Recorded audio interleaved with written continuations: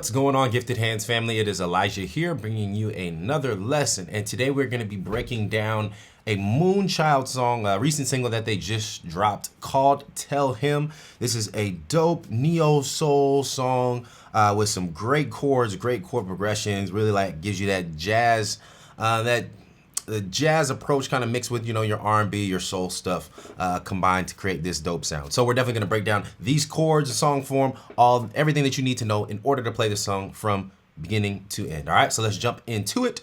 So this song really, it's kind of strange because there's a lot of chords that are outside of the key, but I like to think of this song in the key of E major. All right. And it only hits E major like the one a couple times, but for me, it's just easiest to picture this song in E major, all right? So E major is our key, so our scale for E major is 1, 2, 3, 4, 5, 6, 7, 1. Walk it back down.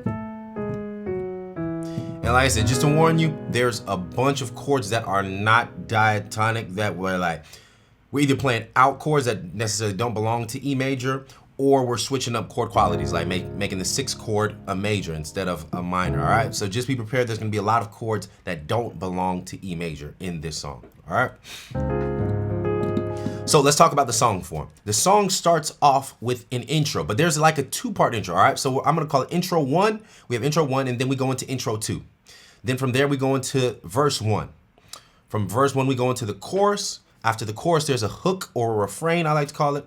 After the hook, there's a second verse. From the second verse, we go into the chorus again and the hook again, right? And then from the hook, we go into the outro. So this song has a pretty simple song form. Intro 1, intro 2, verse 1, chorus, hook, verse 2, chorus, hook, outro. Pretty simple, straightforward song form. Nothing too crazy, nothing too complex, right? But the chords itself are a little bit different. All right, so we're just gonna dive in. We're gonna knock this out section by section. There's pretty much 5 sections that I think we have to learn. Intro 1 is one section that we need to look at. Intro 2 is the same thing as the chorus and the hook, or the chorus and the refrain, so that we learn that intro 2 part, and then we learn 3 sections of the song, right? We have the verses, verse 1 and verse 2, which are slightly different from each other, and then we have the outro part, all right? So actually, really, there's only 3 sections. We'll call it 3 sections that we need to learn. Intro 1, intro 2 / chorus / refrain, and then the verses. And then the outro is pretty much the same thing as the intro, the first intro, okay? So really 3 sections that we need to learn. Not too bad, all right? Let's jump into it. So intro goes like this.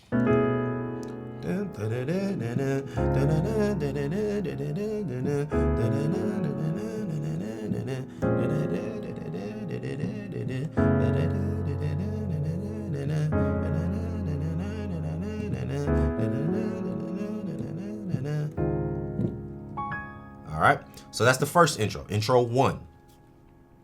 So what is that? We're gonna start off with our 5 chord. Remember, we're in E major.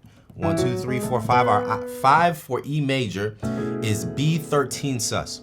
So easiest way to think about this chord is your 4 chord over your 5, all right? So 4 in the right hand over 5, just a single note in the left, or octaves in the left. So we're playing A major 7 in our right over B, and I like to put octaves in the bass.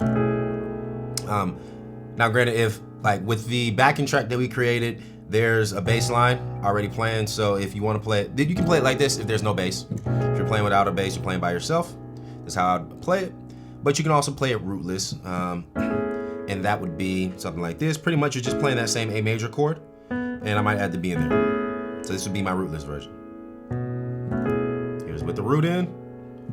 Just take out the root. You got this, okay?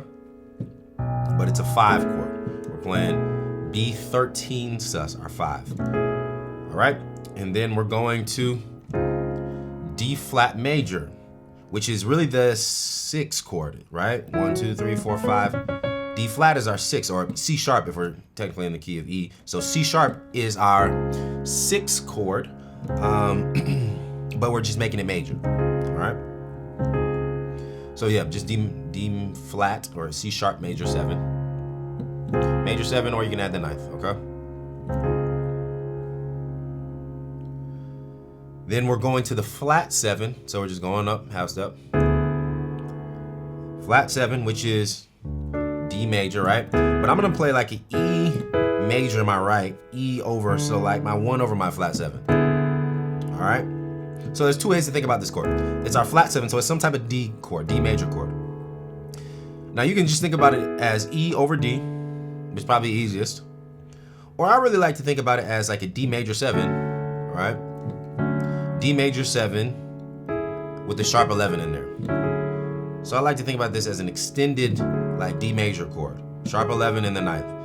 Only reason why I like to think about this instead of think about it like that instead of just a basic E over D is because like when it comes to improvising, it just gives me more options. I know, all right, when we get to this chord, if I'm improvising over it,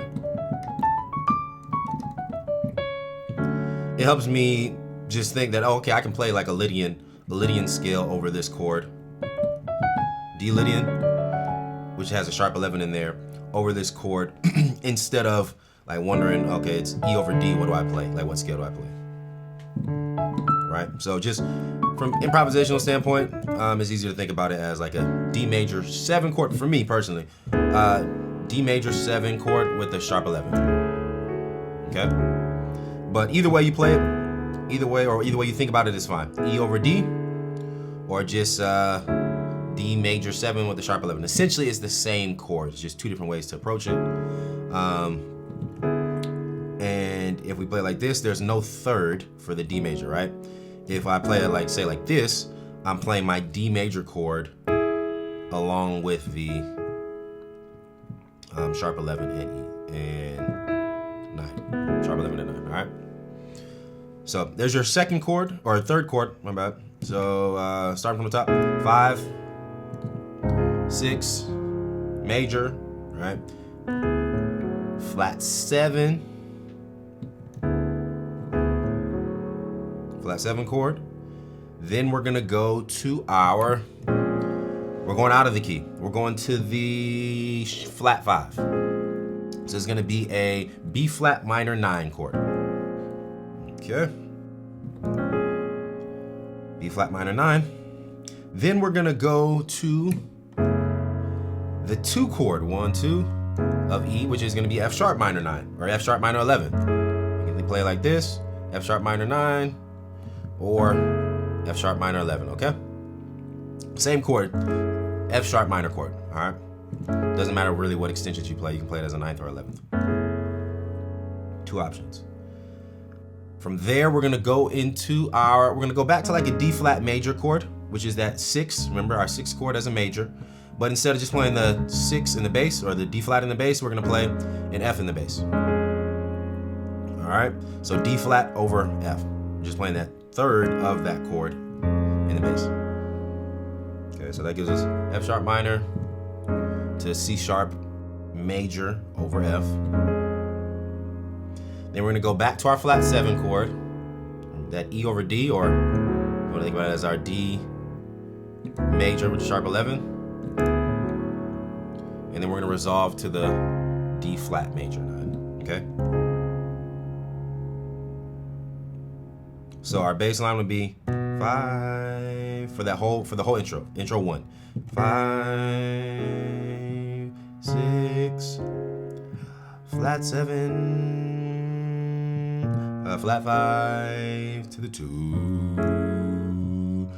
walk it down a half step to F,